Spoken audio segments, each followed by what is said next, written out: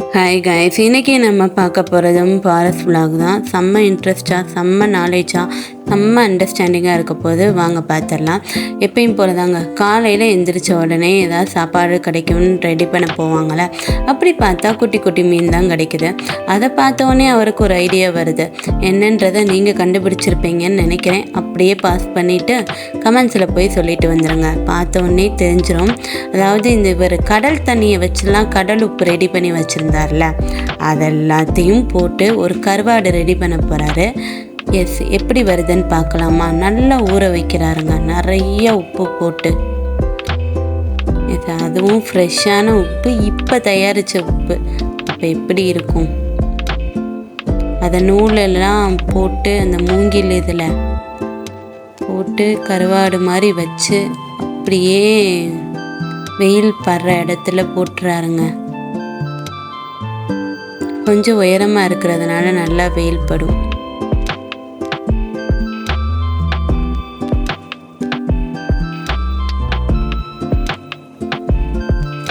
அதோடு மட்டும் இல்லை, இன்றைக்கி சாப்பாடுக்கு ஏதாவது ரெடி பண்ணணும்ல, அதனால் அப்படியே கடல் சைடு போக ஆரம்பித்தாச்சு. அப்படியே நாயும் பின்னாடி வர ஆரம்பிச்சிச்சுங்க.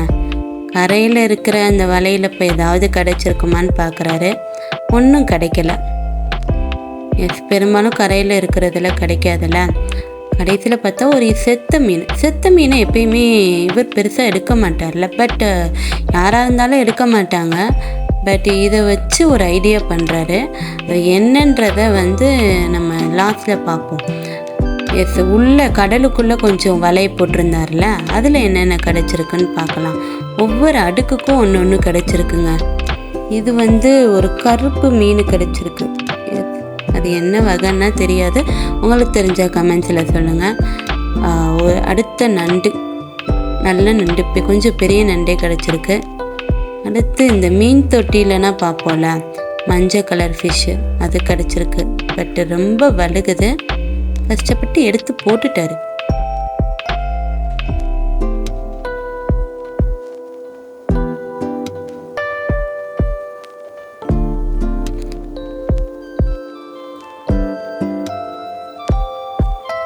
அடுத்து ஒரு நண்டை அவர் எடுத்து போடாமல் திருப்பியுமே கடலுக்குள்ளேயே போட்டுருவார். அது ரீசன் என்னன்னு சில பேர் கண்டுபிடிச்சிடுவீங்க, சில பேர் கண்டுபிடிக்காட்டி கமெண்ட்ஸில் சொல்லுங்கள். நான் கமெண்ட்ஸில் டீட்டெயிலாக எக்ஸ்பிளைன் பண்ணுறேன். பார்ப்போம் யார் கண்டுபிடிக்கிறான்றது. இது நல்ல பெரிய நண்டு. இந்த நண்டை தாங்க அவர் திருப்பியுமே கடலுக்குள்ளேயே விட்டுருவார்.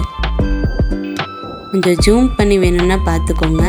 ரீசன் தெரியும் எதுக்கு அவங்க அந்த நண்டை எடுத்துகிட்டு போகாமல் திருப்பியுமே கடலுக்குள்ளேயே விடுறாங்கன்றது. தெரியுதா? எஸ், திருப்பியுமே கடலுக்குள்ளேயே விட்டுட்டு அப்படியே கிடைச்சதெல்லாம் எடுத்துகிட்டு போயிடாருங்க. இப்படி எப்படி சமைச்சு சாப்பிட்றாருன்றதை பார்த்துடலாமா? இதைத்தான் சொன்னேன். என்ன டெக்னிக் யூஸ் பண்ணுறாருன்னு தெரியுதா? இந்த செத்த மீனை கூட வேஸ்ட் பண்ணலங்க. அப்படியே கட் பண்ணிவிட்டு அந்த வலையை அப்படியே போடக்கூடாதுல்ல, நான்வெஜ் போட்டு தானே போடணும். அதுக்காண்டி இந்த செத்த மீனை எடுத்துகிட்டு வந்திருக்காரு. இல்லாட்டி ஏதாவது உயிரோடு இருக்க மீனை பிடிச்சி போட வேண்டியது இருக்கும். செத்த மீன்னா நம்மளுக்கு அந்த மீனும் மிச்சமாகுதுல்ல. அதனால செத்த மீனையும் ஒவ்வொரு இடத்துல போட்டுட்டாரு, கடலுக்குள்ளேயே விட்டுட்டாரு. அடுத்த தடவை இதில் எவ்வளவு கிடச்சிருக்குன்னு பார்ப்போம். எப்படி சமைக்கிறாருன்றதை பார்த்துருவோம். காட்டில் தனியாக இருக்கிறத விட அந்த நாய் கூட இருக்கிறது நல்லா தான் இருக்கும். எங்கே போனாலுமே பின்னாடியே வந்துடுது. நல்லா அடுப்பு கொஞ்சம் கூட கேப்பே இல்லாமல் நல்லா ரெடி பண்ணியிருக்காருங்க. சைடில் வைக்கிற மாதிரி பிறகு இதெல்லாம் வச்சுட்டு அப்படியே மூடி விட்டுறலாம் நம்ம. எஸ், செம்ம ஃப்ரெஷ்ஷான இளநியுமே சாப்பிட ஆரம்பிச்சிட்டாரு. கடல் இளநீ நல்லா விளைஞ்சிருக்கும், நிறைய தண்ணி வேறு இருக்கும். அதோடு சேர்ந்து எடுத்து பார்த்தா எப்படி வெந்திருக்குன்னு பார்க்கலாமா? நல்லா வெந்திருக்குங்க.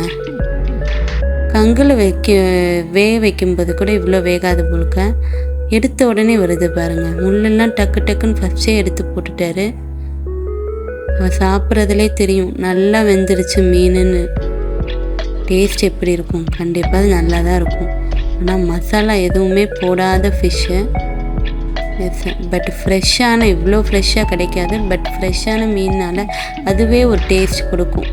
எஸ், அந்த நாய்க்கும் கொஞ்சம் கொடுப்பாருங்க.